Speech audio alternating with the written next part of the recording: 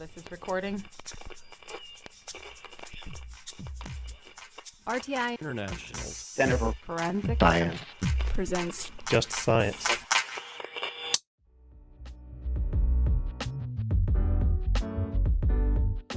Welcome to Just Science, a podcast for forensic science professionals and anyone who is interested in learning more about how real crime laboratories work. In the fourth episode of our medical legal death investigation special release season, Just Science interviews John Fudenberg, the coroner for Clark County, where he discusses the tragic events of the 2017 concert shooting in Las Vegas and the aftermath that followed. This episode will focus on lessons learned and how other coroner offices can prepare now for unforeseen incidents. John Fudenberg also stresses the importance of knowing who to contact and how critical a family assistance center can be for victims, families, responders, and scene investigators during a mass casualty event. This season is funded by the National Institute of Justice's Forensic Technology Center of Excellence. Here's your host, Dr. John Morgan.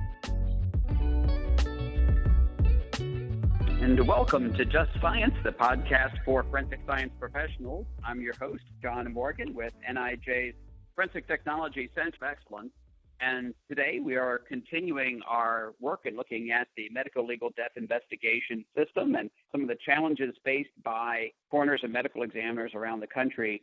We're going to be looking at a very particular event that occurred in Las Vegas, Route 91 Harvest Music Festival mass shooting. Our guest is John Fudenberg, who is the coroner of the Clark County Office of the Coroner and Medical Examiner. John has been with Clark County since 2003 and is a recognized leader in medical legal death investigation. He runs one of the largest systems doing medical legal death investigations in the United States, covering 8,000 square miles, including a very wide cross-section of forensic pathologists and other professionals who support the medical legal death investigation system in Clark County. Welcome to the program, John. Thank you, John. Thank you for spending some time talking about this. I appreciate it. I imagine, even though you have been working in the coroner's office for 15 years, that the incident related to the music festival has got to be by far the most serious incident that Las Vegas has faced during your time in the coroner's office, and perhaps even historic. Was there any precedent for what happened at the Harvest Music Festival for Clark County at all? No precedent here in Clark County for it, but certainly, unfortunately, around the country, they've had some pretty large mass fatality incidents, so there's certainly best practices and some examples that we tried to pull from as we had to respond to this incident. To give folks some kind of context for the level of work that they are faced with on a daily basis, in Clark County in 2017, there were 4,509 forensic exams, of which 271 had findings of homicide, 485 of suicide, and 1,436 accidents, of which 583 were overdoses. Now, I'm seeing 6 board-certified forensic pathologists who work in Clark County. Is that the correct number? Or Yes, we have 6 funded positions. In addition to those 6, though, we have 14 board-certified forensic pathologists who are locum tenens in our office, which means they come here on a part-time basis, and they fly in from all over the country and help our doctors with their caseload. So we actually have nearly 20 board-certified forensic pathologists that work here in our system. And an additional 28 ABMDI certified coroner investigators? Right. And I assume that those individuals played a fairly major role with respect to your response on this particular incident. Sure, absolutely. Everybody in our office played such a significant role. It's hard to really focus on one of the groups, but what the investigators did is they had the responsibility of recovering the decedents from the scene and the 5 local hospitals that ended up having patients die, and staffing the family assistance center, which is, as you would imagine, is a very difficult process. They're the folks that make the death notification. So here in Clark County, one of our statutory responsibilities is to not only identify the decedents, but we're responsible for making the notification to the next of kin. You know, I'm very lucky We have an amazing staff here, and they do an amazing job. And I can't imagine going into an event like this where you don't have a solid staff. So I couldn't have done it without them. And they really pulled together and stepped up. And everybody here in our office, whether it was the administrative staff, the forensic staff, the doctors, or our medical legal investigators, they just did an amazing job. So we're recording this particular podcast on September 27th of 2018. And that's the stage, as it were, for this. This occurred on the 1st of October. It was an open-air music festival. It had over 22,000 attendees, 2,000 vendors and employees, 17 and a half acres of the entire site. There were off-duty public safety people of all sorts, of course. And already on site during the event, before anything else had happened, there were 50 personnel from the Las Vegas Metropolitan Police Department, as well as EMS personnel and other folks. So this was a major event already, even before the shooting occurred. So what happened, and we're not going to go into too much detail with this, but, the shooter broke out two windows from a hotel suite on the 32nd floor and shot more than 1,100 rounds into the crowd below over a period from 10:05 p.m. to 10:16 p.m. and left 58 dead and over 800 injured before killing himself. Apparently had gone to some trouble in terms of planning this out. So, John, can you tell us anything more in terms of kind of set the context for the actual incident and this individual who was the shooter? Sure. There's a lot of unique aspects to this incident. One is just the number of victims, right? We had nearly 25,000 people at the venue when the gunfire broke out. So you instantly have 25,000 victims, which kind of makes it a whole different dynamic from other shootings in the country that may have had, certainly significant, but may have had a couple hundred victims. So when you have 25,000 victims, there's a whole lot of complexity that goes into that, and it's just it's a much more difficult process to provide services for and to try to figure out who everybody is.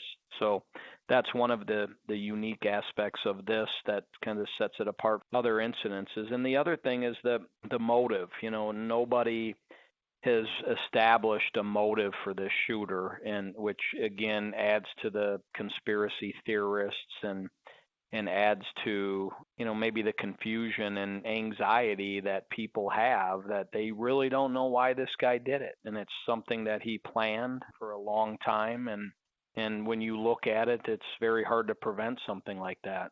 Yeah, the victims were scattered not only at the scene but also to emergency response. So there were 5 different hospitals where the deceased victims had been taken. So there were victims who were deceased at the various emergency facilities, as well as also the scale with respect to your response was truly across the entire city of Las Vegas in terms of trying to understand what was happening with the victims and what you needed to do as a coroner's office to respond. Definitely.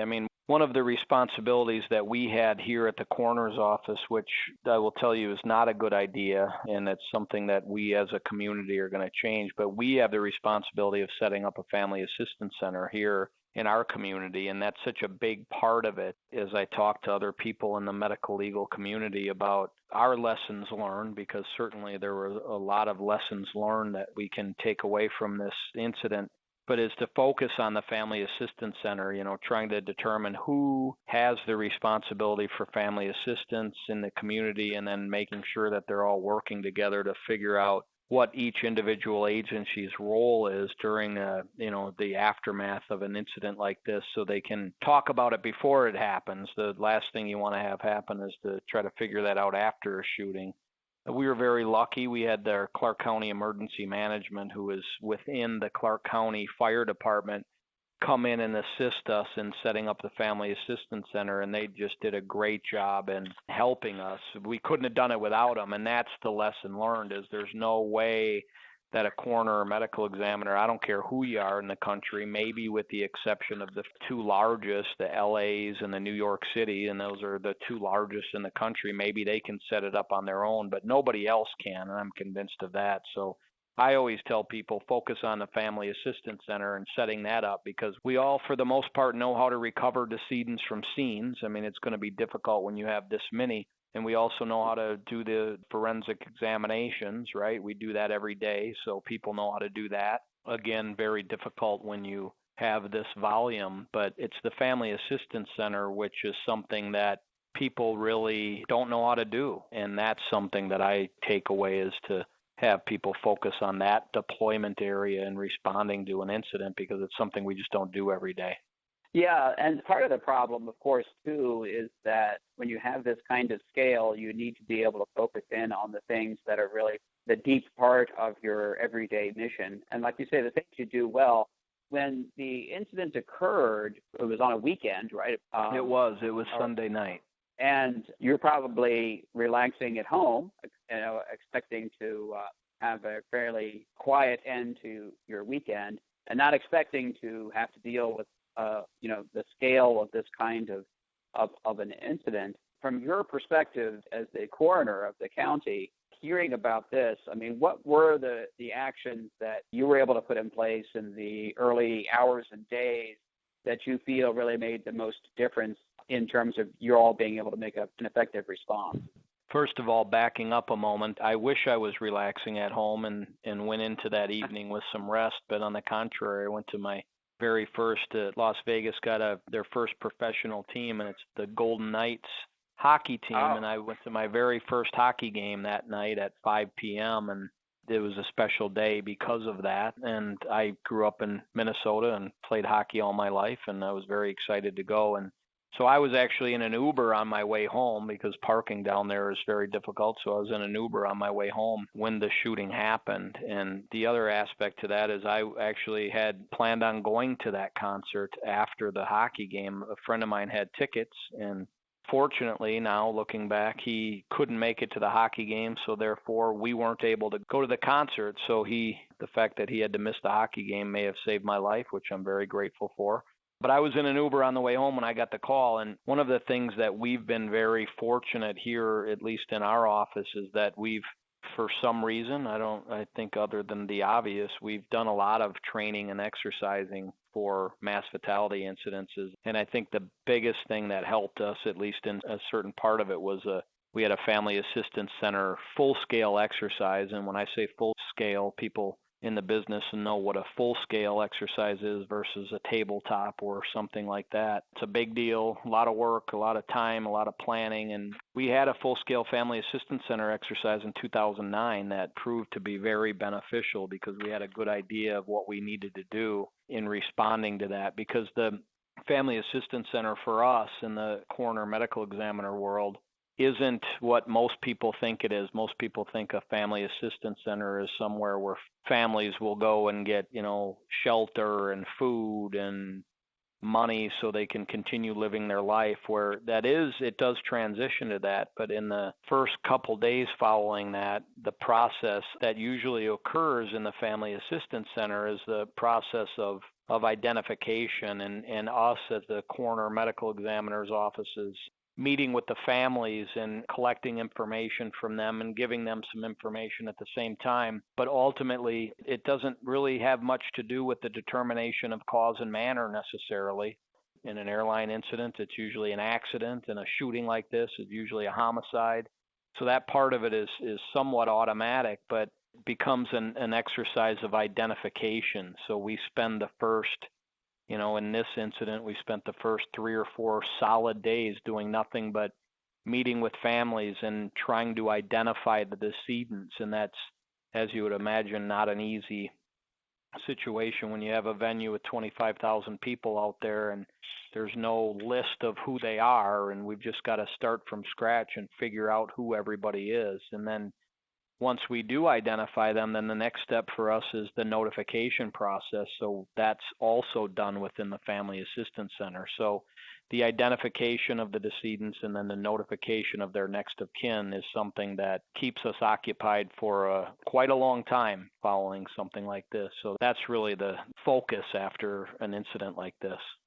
And you had the Family Assistance Center actually up and running within a very short time of the incident. So you're laying out the Family Assistance Center and the Convention Center by 8 a.m. the following morning, and it was open by roughly midday the following day. So that's extraordinary. I don't know what the typical timeline is, but I assume that the full-scale family assistance exercise that you all have done played heavily into being able to have that kind of a turnaround, and also that being able, as you mentioned, working with the emergency management folks to command the Family Assistance Center also was a part of being able to turn that around so quickly.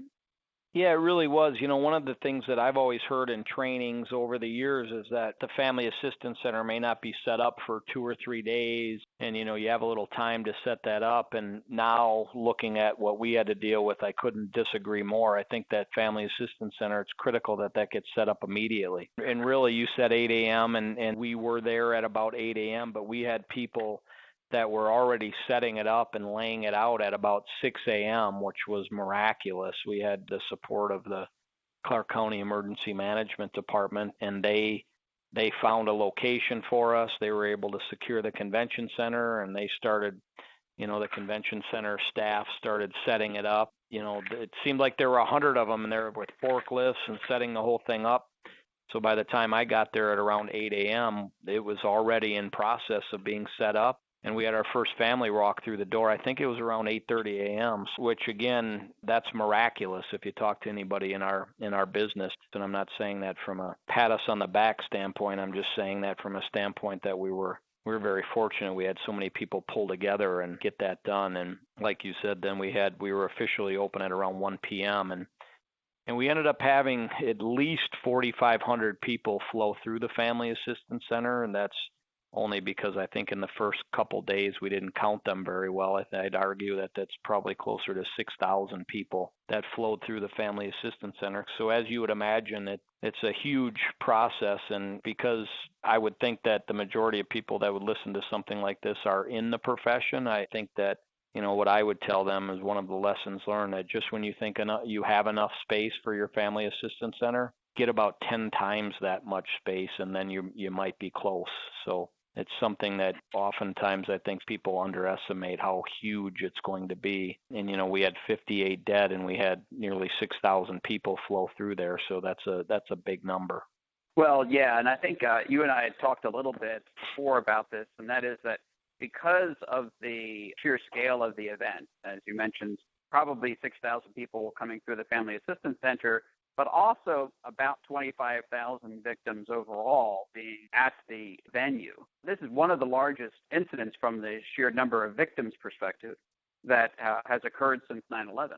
Yes, I never really thought about it that way, but yeah, it sure is. And that's obviously you have to do some preparation up front and then have things come together, and we were lucky that so many people did come together in such a good way. We got through it very well, but at least as well as we could have. The other thing I was struck by in going through some of the materials on this is just the sheer breadth of the services that were located within the FAC. So it wasn't just about the identification, but it was a full range of services, food and child care, and releasing the personal effects from the decedents. The FBI had set up their victim assistance unit there, crime victim benefits and compensation coordination, and so much more. Was that part of the planning that you all had done for the Family Assistance Center through this exercise, or how was it arrived at to be able to deliver that range of services through the FAC at that time?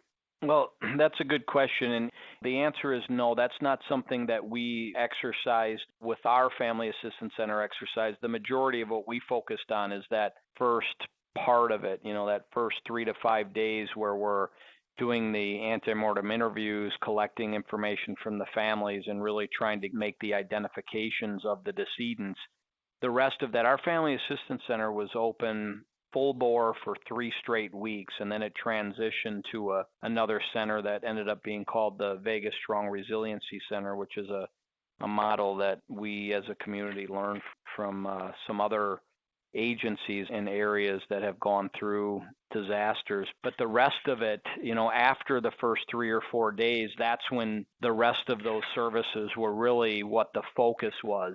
We had just little things like you mentioned childcare. The American Red Cross has a vendor that they come in and they have a whole childcare system set up with toys and a system to check the kids in and out so it's secure. And that's something that, although that may seem like a small part of it, and it is a small part of it, it's a big deal. And somebody's got to do that and manage that. The hotels where they're offering rooms, lodging, and the airlines where they're offering tickets or changing tickets for people.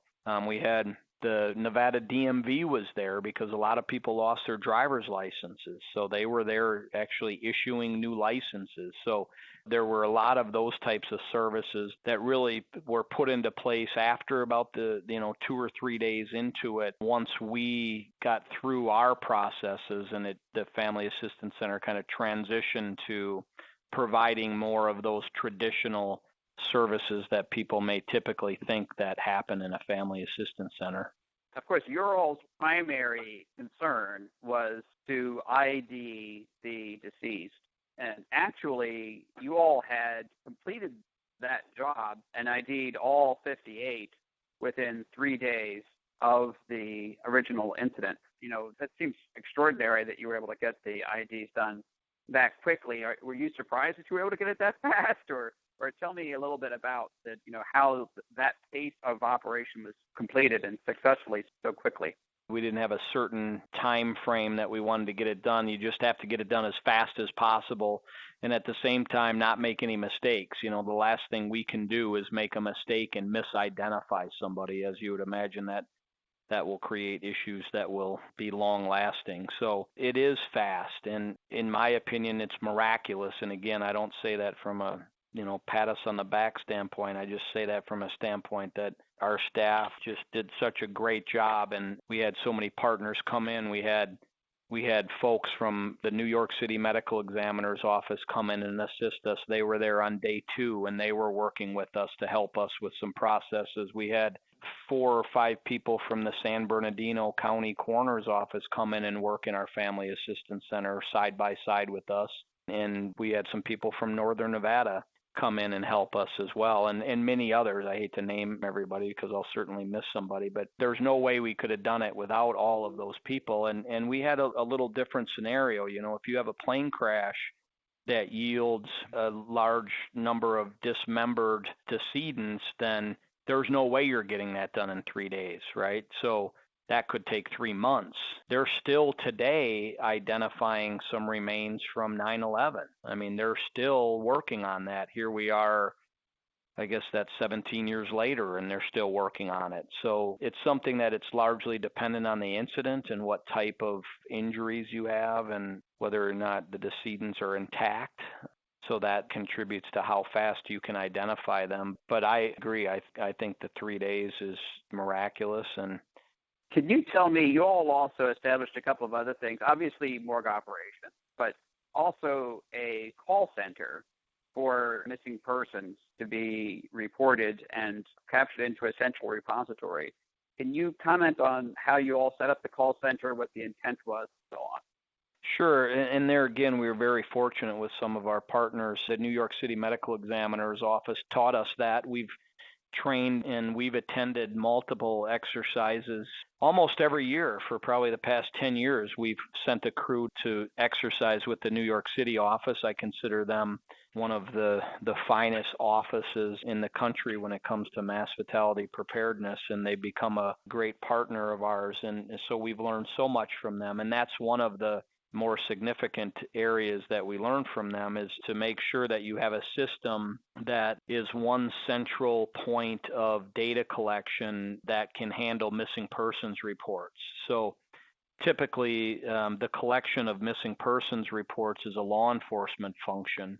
But the concept that we learned from New York City was that following an incident, the goal is to not have law enforcement collect missing persons reports, but have one central call center that you can refer everybody who's reporting somebody missing. You can refer them to that call center, and there's a system, some sort of electronic database or piece of software that can collect all of those missing persons reports because ultimately we, as the coroner's office or medical examiner's office, need that data. So we need that data to marry it with our morgue findings to ultimately identify the decedent. So eternally grateful. I know that may sound corny, but I really am to the New York City office for teaching us that, because if we hadn't had that, we'd have been working a lot longer than 3 days, I can tell you that. So that system was very successful. I think that we were able to have, there was 4,200 missing persons reports.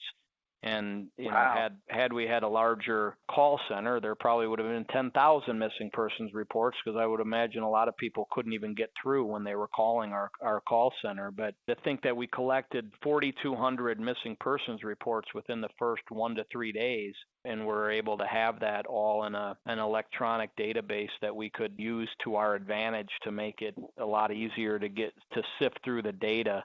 And that, again, like I said earlier, the Family Assistance Center is usually a big gap with communities' preparedness. The call center is one of the largest gaps. I'm only aware of maybe 4 or 5 jurisdictions in the entire country that have a call center set up with a piece of software that can manage missing persons reports. And again, that we learned that from the New York City office, and it proved to be very beneficial, and we were able to get some grant money over the past decade to support and maintain that system. And there again, another significant lesson learned was having that call center up and running, and where we could just flip a switch and get the call takers in there collecting the missing persons report. That was a huge process for us and very beneficial. So one of the other things you mentioned is that obviously you all deal with the recovery of remains, identification, autopsy every day of the week, but not at this scale, of course, either. So in setting up morgue operations with this kind of surge capacity, it is a kind of a unique situation, because there's no jurisdiction in the country, not even New York, I would think, that can easily handle that level of need in such a short time. So how did you respond to get the facility for morgue operations up and running and managed appropriately so that you could just manage the situation? Well, we have a decent facility here in Las Vegas. It's probably about a quarter of the size it needs to be, but there again, funding's always an issue. Had we had many more decedents, we would have definitely had to expand our facility and build a temporary morgue. It was just right on the edge of us being able to handle it within our facility. It wasn't pretty. It was something that was, I would say, very organized, well-managed chaos, and I think a lot of it had to do with just the great job that our forensic staff and our forensic pathologists have done throughout the years, and they were able to just take that and kind of modify and expand and scale it to what we had to do that day. And we also, I mentioned earlier, our locum tenens, which is a group of doctors that come in and help our staff doctors, and we were able to pull some of them in to help us manage our cases during the first 4 to 6 days. And, as you'd imagine, we're at maximum capacity every day, right? Put the incident aside, and our staff are moving at a very fast pace every day, all day, 365 days a year.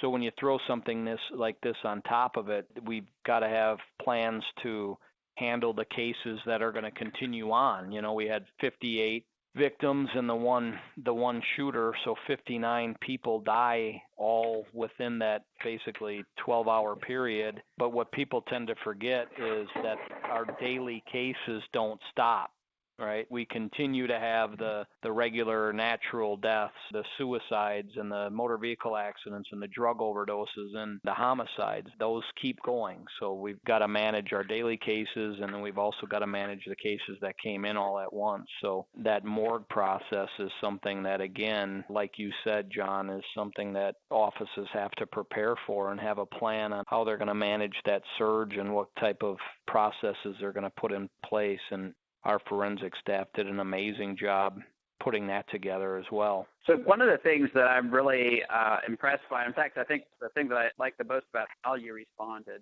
was how you took care of your staff. Obviously people are doing an amazing job. They're professionals. They have to work with difficult cases every day, but this is a whole other scale to that. And there's all sorts of stresses and trauma with that. And you all recognize that early on and made sure there were services in place for the folks involved in your response. Can you comment on kind of how you looked on that and kind of the resources that are in place for folks in your office to deal with the stress and trauma associated with this kind of an incident, or even more broadly? I think every topic you brought up, I keep saying it's the most important area. So I don't know what I would call the most important area, but I'm going to say it again. This is one of the most important areas. And, employee wellness and the mental health of your staff is something that oftentimes as managers, we don't focus on enough. And frankly, a lot of managers don't focus on it at all, and shame on us, right? But, when you're drowning every day and you're nonstop and you're running from meeting to meeting, or you have 45 deaths a day in your county and you're dealing with those, occasionally we kind of lose focus of the mental health of our staff. And I appreciate you saying that we handled it very well, and I think we tried to handle it very well, but I don't think we did enough, and I don't think anybody could ever do enough, because it's something that in the first responder community that people are starting to focus on more a bit, the police and fire and their mental health and their wellness. I think there's a lot of efforts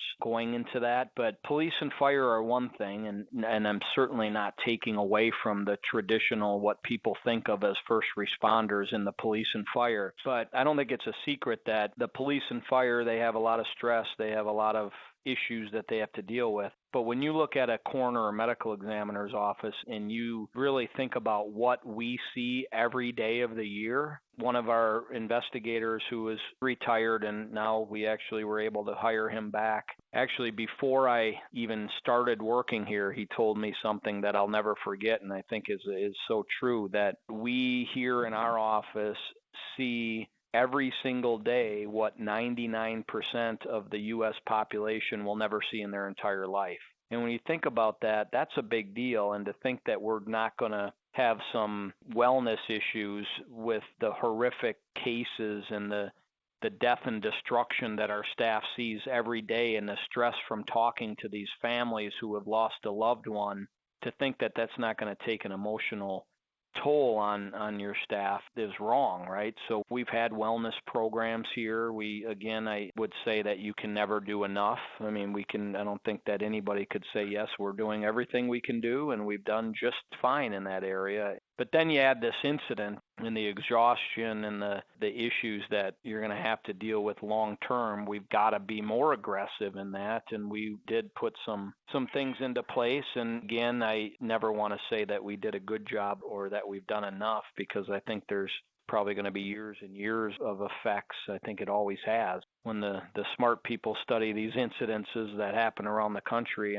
they're still seeing effects, psychological effects on the police and fire, and probably the medical examiner's office in New York City following 9/11. And again, that's 17 years ago, right? So this is something that we're going to have to deal with long term, and we're always trying to look for different ways to help our staff. And unfortunately, like police and fire, our staff aren't any different. They're so strong and they deal with so much that they're not always open to mental health services and wellness programs. So we're just trying to do a lot of different things to hope we can offer something for everybody that needs some help. And a big lesson learned for us, and have told everybody that I've talked to about this, is that they need to start mental health and wellness programs now, not wait for an incident, because it's, not that it's too late. It's never too late, but it certainly helps when you have that base down before you go into an incident like this, or go into, even horrific cases that we tend to deal with on, maybe a weekly basis. There's got to be some services and some wellness programs in place to help the staff, because you think the stress of the police and fire are bad. You look at and think about what we in the coroner medical examiner's office deal with every day, and it's way beyond that, if you ask me. And so give me one or two examples of the resources that you have made available to your staff for employee assistance. Immediately following the incident, we had quite a few group debriefings. We brought some professionals in that had some experience in that area, which is another thing that I recommend, that you know who those people are and know who you can bring in, which is something that we didn't. I didn't know who. We were lucky that we were able to get some to come in and we did some what we call emotional group debriefings where people could just talk and share what they were going through, and then, of course, offered the one-on-one therapy and counseling, and psychologists and psychiatrists made them available for our staff. And those are kind of what we've been referring to as the more traditional mental health services, right? I think that's what most people know. One of the things that has been a little unique about what we've been offering here is I think it was the Friday after the incident, so about 5 days after the incident, we started doing trauma recovery yoga in our office. And there's a group here in town called It's Trauma Recovery Yoga, who came in very early on and started providing trauma yoga to our staff. And, some people laugh at that, especially in our community. People like to ridicule non-traditional things because that's kind of the easy answer.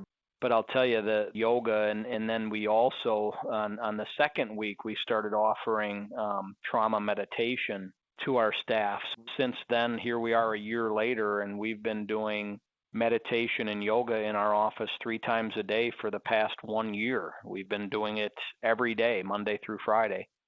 We've been offering yoga and meditation, and it's not for everybody, certainly, and we don't make anybody do it, but it's something that may help some people and may not help anybody. But since then, we've expanded that, and now we're providing the meditation and yoga to probably 15 or 20 different first responder groups here in our county. And I think it's been very successful. I just looked at the numbers. I don't remember exactly what it was, but I think there's been over 1,800 people who have participated in the yoga and meditation. And a lot of people won't go to maybe a psychologist to talk to them because of that stigma, or they don't want to admit that they need somebody to talk to, but they may go to meditation in the morning and take some time to focus and relax and get a little exercise and just kind of release some of the stressful energy that you have going through your body. And I think it's helped people a lot. Again, it's not for everybody, and there's probably a percentage of the people that may hear this and think, oh boy, that's ridiculous. Why would you do something like that? But I think there's also a percentage of people that would say that it's a good thing. You got to do a lot of different things to try to help different people. And we haven't done this. Maybe we will, but I've heard of some agencies that bring cooking classes in just as a way to kind of take the focus off of the stress and get together as kind of a wellness team building exercise, or bring massage therapists in for an hour to offer, neck and shoulder massages to their staff, to just try to, just offer different things to relieve stress. So there's a lot of different models out there, but we for some reason just kind of ended up with the yoga and meditation, and there's a lot of people taking advantage of that even today, and it's a year later almost. Well, I think that's great, and the key there is that you're trying the different strategies that are fitting in with what your experience is, and there are resources there for the folks, and you all have thought through what those resources can be and what you can make available, and that you actually care about that. We've talked a lot about kind of the successes and some of the things that really went well and were strengths of the response. So are there areas where you feel like you could have improved, how you had prepared and how you responded to the incident? No, we did everything 100% perfect. No, I'm just kidding. That of course, was a joke. But no, there's plenty of areas. I mean, there's endless areas that we could always improve on. One of the, kind of chronologically, one of the first things I think about was our call center capacity. Early on, that the queue for our call center became overwhelmed, and when people called, it just rang that fast busy signal. So people didn't think the line was working, when in fact we were still receiving phone calls, but the hold queue was overwhelmed, so people couldn't even get through. So that was something that, we're trying to work on right now to try to fix that. And just I don't know if we could have done this much differently, but looking back, we were very conscious of people getting rest and not working 22 hours a day. But that didn't work for us. I think there's probably not a person in this office that would say that they got enough sleep during the first couple weeks. And, we're trying to think of how we could have done that differently, but that's very difficult. I was aware that I needed to go home and get some rest so I could come back fresh. But did I do it? No, I just couldn't. not because I wanted to be a hero and work all night, because that's probably the worst thing you can do, but there was really no choice, and that's a lot of our staff. You put them on a shift and try to get them to leave and go home and get some sleep, and a lot of them just won't because they don't want to leave their partners, and they know how important it is, and the adrenaline is pumping through your body so rapidly that you at least feel like you're functioning at a good level when in fact we're probably not. So getting some more rest and making people try to go home and relax, when their shift is over, is something that I wish we could have done differently. But again, we were aware of it at the time, and we tried to stress it at the time. But, even me, when I did get to go home, I would go home, I'd lay in bed and think about nothing but what do I need to do next? And 45 minutes later, I'd get up and go back to work, or, get up and start working. So there's some processes that now we know that, just things like our facility. Prior to 1 October, our facility, you could, during business hours, you open the door, you walk in, and there you are. But Monday morning, October 2nd, we locked down our facility, and we haven't opened since. And when I say we haven't opened, what I mean by that is the doors are locked. You have to use an intercom to get in, and we'll, of course, let people in that have business, but that's something that changed for us, that we had to secure our facility because we had all these people that like to call themselves media, that are the bloggers and the conspiracy theorists. They're walking around our building at night trying to take pictures inside our facility and trying to come in the front door and videotaping our staff as they walk in and out of work. And, that's stressful for people. And frankly, it's disrespectful. So those people should be ashamed of themselves for doing things like that. So if we could have done something differently, I wish we would have better plans and prepared for that part of it, but it's just things that we didn't really realize would be such a big issue. So I think we'll be able to prepare a lot better now and work on some of the things that we would have liked to have done differently or be more prepared for at the time. Well, I think that's a lot of really great perspective, John. I know that this is something that you and your staff and all the people who worked with you lived 24/7 for a very long time, and something that will follow you around for a very, very long time in terms of your thoughts and its effects on you and the community. And I certainly appreciate you taking the time out to share with us, your perspective and some of the things that you all did in response to that. And I hope that some of the folks listening kind of take away from that and are able to, when unfortunate tragedies occur, maybe they'll be able to do a little bit better job themselves in successfully responding to these kinds of tragedies that unfortunately are still part of our experience. So thank you very much for being on the program.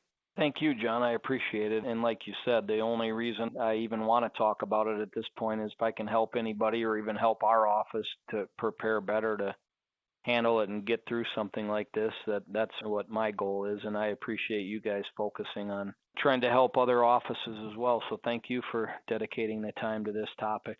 Our guest today has been John Fudenberg, the coroner for Clark County, Nevada. We very much appreciate everyone listening in today. If you are a fan of Just Science and you like these kinds of podcasts, please make sure to tell your friends and colleagues. Thank you so much for listening.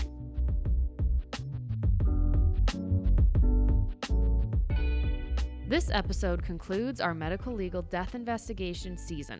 Stay tuned as we delve into interviews captured at the 2018 ASCLD Symposium. Please visit forensiccoe.org to learn more about the FTCOE's other resources.